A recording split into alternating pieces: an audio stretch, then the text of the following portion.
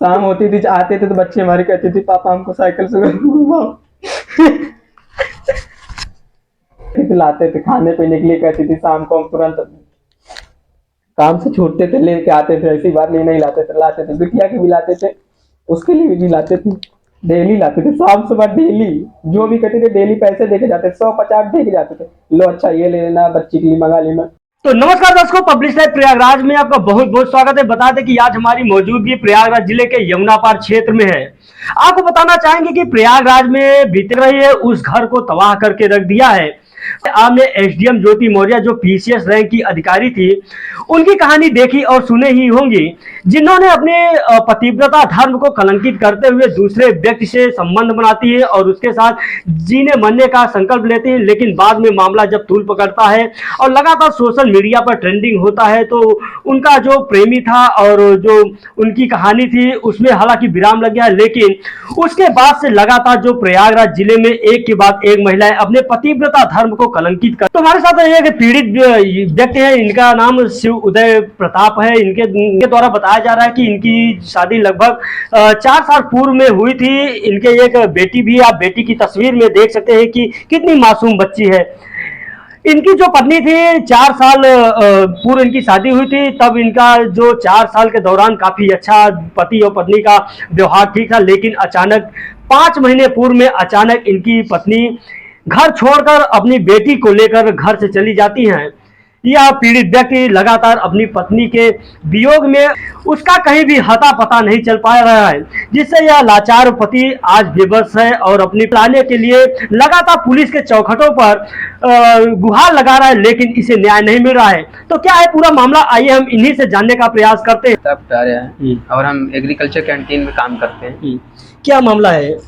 9 मई 2023 को हमारी पत्नी जो है मेरी बच्ची को लेके चली गई है और कुछ कपड़े वपड़े लेके गई हैं, अपना बच्ची का और अपना गहना वहना जो था अपना थोड़ा बहुत ले गई हैं, पैसा अपना लेके गई हैं, जो रखी थी अपने पास 1000 1500 2000 तक अपना लेके गई हैं। और फिर 10 मई को सुबह हमसे बात हुआ, तो हमने उसको कहा कि कहाँ हो, तो मेरी बच्ची को फ़ोन थमा दिया और मेरी बच्ची बोली पापा आ जा, पापा आ जा 2 बार बोली, लेकिन मैं अपने पत्नी से पूछता रह गया कहाँ हो आ जाओ, लेकिन फिर फ़ोन बंद हो गया। उस दिन के बाद फ़ोन ऑन नहीं हुआ। फिर उस दिन के बाद सुबह 7 बजे से फ़ोन स्विच ऑफ हो गया। उस दिन के बाद कभी फिर दोबारा ऑन नहीं हुआ। और हम कितने साल पहले आपकी शादी हुई थी? मेरी शादी 2019 में हुई थी, मई में। और कितने साल की आपकी बेटी है? बेटी हमारी 2 साल 4 महीने की हो जाएगी, 29 अक्टूबर को हो जाएगी। यानी लगभग 4 साल आपकी शादी हुए हो गया और साल 4 महीने की हो जाएगी 29 अक्टूबर को। जी। तो क्या हुआ इस दौरान जब आपकी शादी हुई, तो आपके माता पिता के सहमति से हुई थी? नहीं, मम्मी पापा राजी नहीं थे, लेकिन सब बाद में फिर राजी हो गए थे। ससुराल वाले पक्ष से भी सब राजी हो गए थे, हमारी तरफ से भी सब राजी हो गए। अच्छा, प्रेम विवाह किए थे? जी। फिर क्या हुआ? मर्जी से सब कुछ सही चल रहा था, लेकिन फिर जब पता नहीं उसके दिमाग में क्या आया, क्या हुआ कि किसने बहकाया फुसलाया, कौन है कुछ पता नहीं है।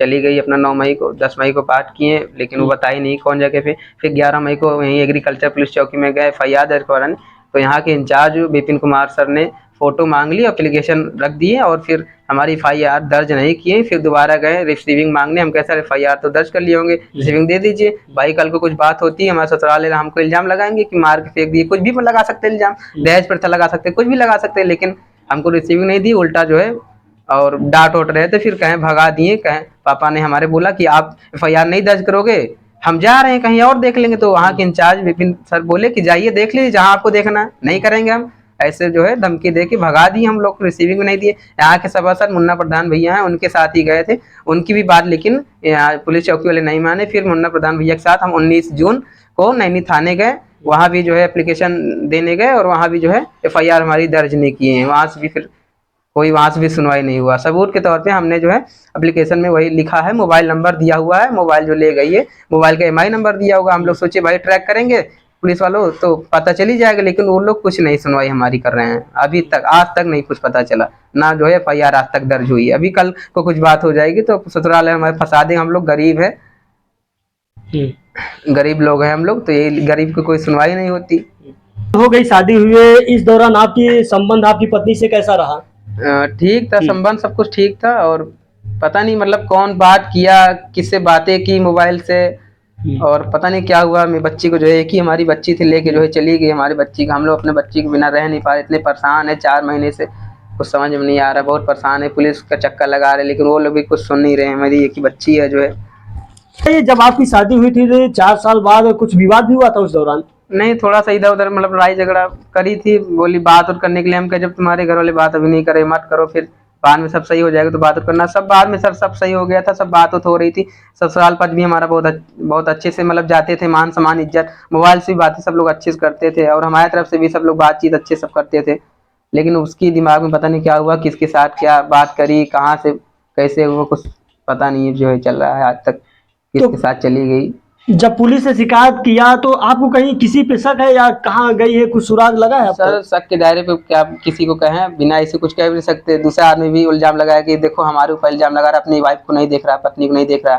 तो सबूत की तरफ सर वही मोबाइल नंबर दिए हुए हैं। हम लोग सोचे मोबाइल नंबर जब ट्रैक करेंगे खुद ही पता चलेगा कि 10 मई को उसने सुबह कहाँ से बात किया था, और 9 मई को भी किया था। 9 मई को भी बात किया था, साले से हमारे बात किया था, छोटे वाले साले से। रात को 9 मई को बात हुआ था, करीबन रात को 11 बज रहा था, 10:30 11 बज रहा, रात को बात किया था उसने, हमारे साले ने। और हमारा फोन वाइफ नहीं उठा रही थी, लेकिन साले से हमारे जो है बात कर रही थी, मतलब अपने भाई से वो बात कर रही थी रात में।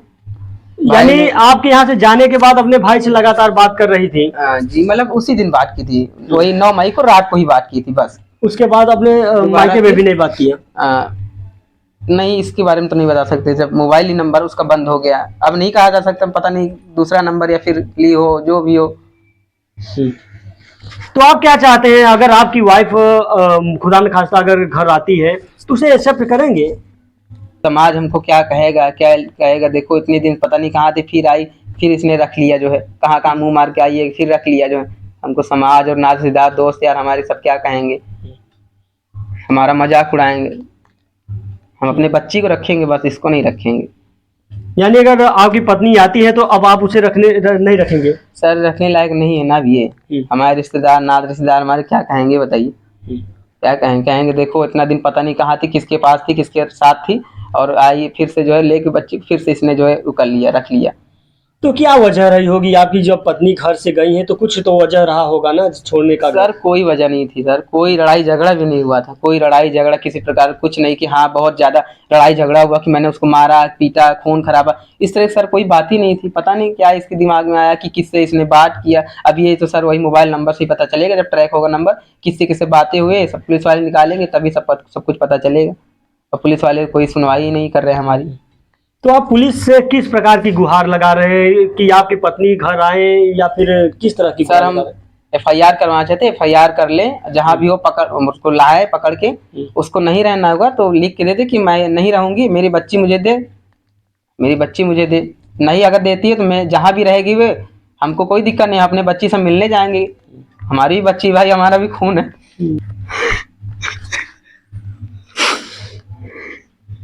आपकी भावनाओं, दर्शकों जितनी लाचारी के सदमे से जूझ रहे हैं, इनकी बातें आंसू आप देख पा रहे होंगे कि अपनी पत्नी के नहीं ले बल्कि अपने ये मासूम बच्ची के लिए ये द्वारा बताया जा रहा है कि 6 माह हो गया लेकिन अभी तक वह कभी इनसे बात भी नहीं किया।